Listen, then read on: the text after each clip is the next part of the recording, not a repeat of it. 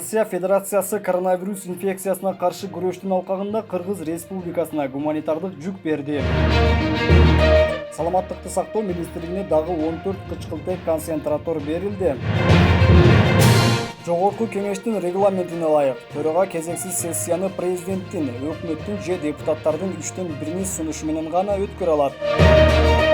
Гуманитардык жардам катары COVID-19 инфекциясынын бар жогун аныктоочу тест системаларынын бир нече партиясы берилди. Жалпысынан жардам иретинде 80.720 изилдөө үчүн 820 ПЧР тест системасынын толук топтому, 24.000 изилдөөгө толук эмес 480 топтом келген. Кыргыз Республикасынын өкмөтүнүн атынан Кыргыз Республикасынын саламаттык сактоо министрлиги Россия Федерациясынан ошондой эле керектөөчүлөрдүн укуктарын коргоо чөйрөсүндөгү көзөмөл боюнча федералдык кызматына көмөктөшүүсү үчүн ыраазычылык билдирип, коронавирус инфекциясы менен мындан аркы көрүшүүдө жемиштүү кызматташууга ишеним көрсөтөт.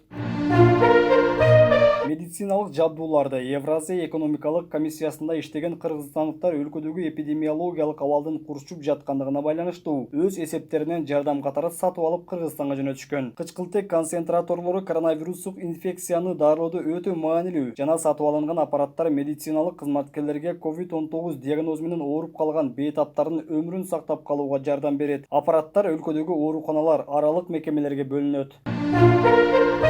Маалыматка ылайык, парламенттин кезексиз жыйынын чакыруу үчүн анда карала турган маселе так көрсөтүлүп, жыйындын убактысы да белгилениши керек. Эскерте кетсек, жогорку кеңештин депутаттары Жанар Акаев жана Наталья Никитенко, Рыскелдин Момбеков парламенттин кезексиз жыйынын өткөрүү талабы менен төрага Дастанбек Жумабековго кайрылышкан. Алар кезексиз жыйынын өткөрүүнү сунуштаган депутаттар эпидемиологиялык кырдаалды, андан чыгуунун жолдорун талкуулоону талап кылышкан.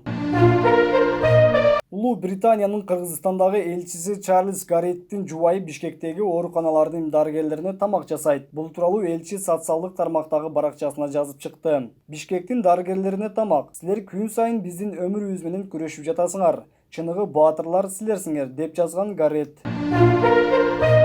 Жогорку кеңештин депутаты Евгения Строкова кесиптештери шайлоонун мөөнөтүн жылдырууну талап кылган, кесиптештери аны тажаткандыгын билдирди. Өздөрүн пиар кылган кесиптештерин тажатты. Биринчиден, шайлоонун мөөнөтүн белгилебей коюу мыйзамга каршы келет. Экинчиден, күзүндө өзгөчө абал киргизип, шайлоо мөөнөтү жылдырылса болот. Кайсы шайлоо кампаниясынын токтогондугун айтып жатасыңар.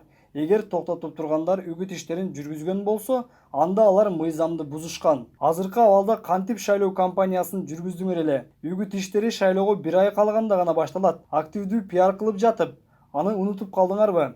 Түфү, жийиркеништүү, деп билдирди Строкова.